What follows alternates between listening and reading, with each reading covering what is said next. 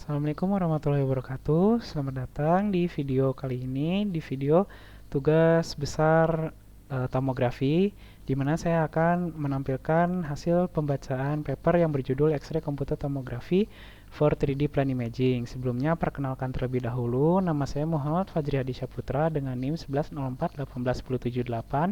asal Universitas Telkom, Fakultas Teknik Elektro, dan jurusan Teknik Fisika.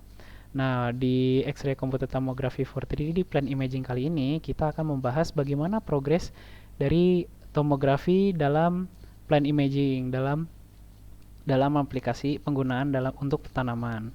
Nah, untuk pertama-tama kita akan membahas dulu mengenai teknologi terdahulu yang sudah digunakan pada bidang studi yang sama. Nah, pertama kita menemukan optical microscopy dengan fungsi untuk melihat dua dimensi bagaimana dari struktur daun tanaman. Lalu selanjutnya ada fluorescent probes di mana kita mendapatkan enhancement di bagian resolusi dan kontras yang bisa kita lihat dengan penggambaran dari cahaya-cahaya yang gemerlap. Lalu ketiga ada confocal light microscope 3D. Nah, di sini ada pengembangannya adalah bagaimana melihatnya dalam tiga dimensi pada confocal light microscope. Nah, kenapa sih kita harus menggunakan X-ray CT ini? Nah, sebelumnya untuk confocal light microscope itu kita hanya bisa melihat hingga kurang lebih 250 mikrometer, di mana itu masih kurang untuk melihat transportasi di bagian dalam tanaman, baik itu transportasi air ataupun oksigen. Nah, untuk slide selanjutnya, kita akan melihat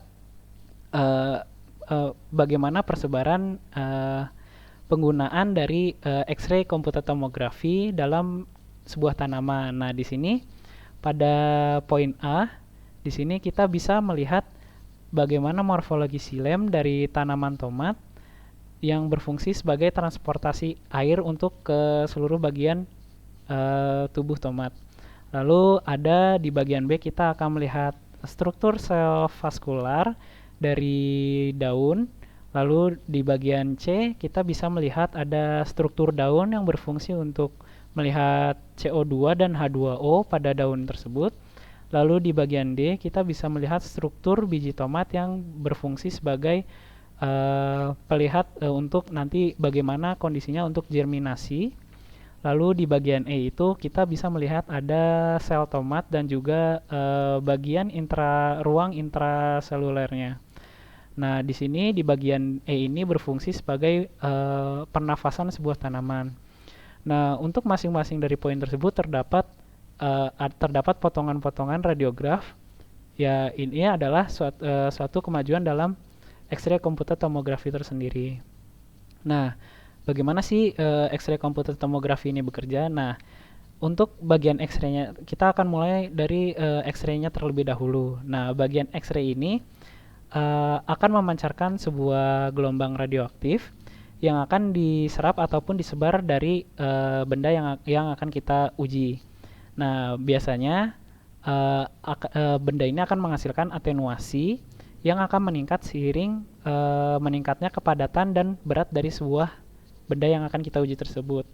Nah, atenuasi ini biasanya ditandakan dengan adanya area-area gelap yang ada pada gambar radiograf tersebut. Nah, di sini ada 4 poin penting dalam X-ray computed tomography, di mana yang pertama adalah sumber X-ray, lalu yang kedua ada sampling stage atau pengambilan data, yang ketiga adalah detektor, yang keempat ada algoritma struktur. Nah, untuk sumber X-ray tersendiri, biasanya untuk X-ray computed tomography itu menggunakan teknologi yang bernama College Vacuum Tube. Nah, di College Vacuum Tube ini akan terdapat katoda yang akan melepaskan elektron yang nantinya akan menghasilkan efek termionik. Nah, efek termionik ini akan diterima oleh anoda. Nah, di sini kita bisa memainkan variabelnya anoda yang akan berakibat pada beragamnya X-ray spektrumnya. Lalu untuk sampling stage itu ada pada pengambilan datanya, kita bisa bervariasi. Dikarenakan ini adalah non-destructive test, menjadikan ini sebuah pilihan yang sangat baik jika kita tidak ingin mengganggu aktivitas dari suatu benda yang kita uji seperti tanaman. Nah, untuk detektornya sendiri, kita bisa menghasilkan radiograf. Nah, radiograf ini terjadi akibat X-ray yang telah dijelaskan sebelumnya, yang akan didapatkan jika terjadinya perbedaan sudut, yaitu untuk probe-nya nanti akan kita putar-putar di sekeliling subjek, lalu akan diterima oleh scintillator. Nah, di scintillator ini akan mempengaruhi pada besar kecilnya pixel yang akan kita dapatkan. Nah, untuk ukuran pixel itu berpengaruh pada resolusinya. Biasanya itu berada pada 1 hingga 100 mikrometer. Nah, lalu selanjutnya pada algoritma rekonstruksi untuk FBP, filtered back projection ini biasanya digunakan pada tomografinya untuk mendapatkan hasil radiograf tersebut. Namun karena kita berfokus pada tanaman, jika kita memaparkan tanaman dengan sinar radioaktif yang cukup tinggi, itu akan berakibat buruk pada tanaman yang akan mengalter hasil yang akan kita dapatkan nanti. Oleh karena itu, algoritma rekonstruksinya bisa kita rubah atau substitusi dengan menggunakan teknik rekonstruksi diskrit aljabar. Nah, untuk teknik rekonstruksi aljabar ini bisa memangkas banget dari FBP yang sebelumnya puluhan hingga ratusan, bisa hanya dengan belasan ataupun satuan saja. Nah, lalu untuk contoh-contoh dari hasilnya adalah yang pertama ada dari sebuah apel.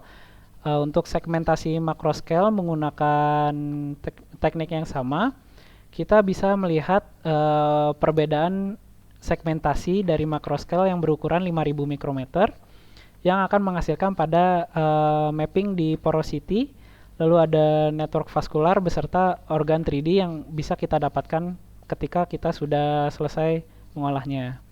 Lalu untuk microscale-nya, kita bisa mengetahui dari segmentasinya, analisis dari pori-pori, besar kecilnya pori-pori, lalu ada network pore di mana kita bisa melihat bagaimana pori-pori itu berkesinambung satu antara lain. Lalu ada 3D tissue model yang bisa kita gunakan sebagai pembeda buah apel A dan apel B. Lalu ada juga cell analysis yang akan kita bisa analisa hasil dari pore network dan 3D tissue model tersebut. Nah, selanjutnya lagi untuk ini adalah 3D visualization dari buah beet, di mana kita akan menemukan perikarp, radikel, cotyledon, dan perisperm dari buah beetnya. Nah, selanjutnya di sini ada X-ray projectionnya, ada di bagian utuh buahnya. Lalu ada coronal view, ada transial view, di mana di sini ada atenuasinya. Biasanya ini semakin besar atenuasi berarti semakin padat. Berarti di sini kita bisa memetakan bagian mana yang lebih padat dari bagian yang mana. Lalu di sini ada rekonstruksi dari pembukaan setelah dibersihkan. Nah, lalu lanjut ke pore network analysis. Di sini adalah kita mencari ukuran pori-pori, orientasi pori-pori, dan juga konstruksi dari pori-porinya tersebut. Nah, di sini kita bisa melihat ada yang narrow, ada yang medium, dan juga ada yang besar, ada yang wide. Nah, di sini ada top perikarpnya, di sini ada bagian sisinya, di sini ada bagian bawahnya yang ada kotak ini, lalu di sini bagian cotyledon yang akan kita lihat di radikalnya. Lalu di sini dengan enhanced X-ray CT di bagian algoritmanya kita bisa melihat bagaimana eksperimen imbibisi yang akan berakibat pada dinamika penyerapan air untuk tanaman sugar beet. Di sini bisa dilihat dengan berjalannya waktu kita bisa melihat perubahannya. Lalu selanjutnya di sini terdapat rapid phenotyping yang menggunakan X-ray CT juga dengan bagian penambahan pada deep learning pada bagian algoritmanya. Di sini kita bisa melihat di bagian sini ada pericarp, ada bagian kosong atau cavity, bagian lubang, lalu di sini ada embrionya. Nah, untuk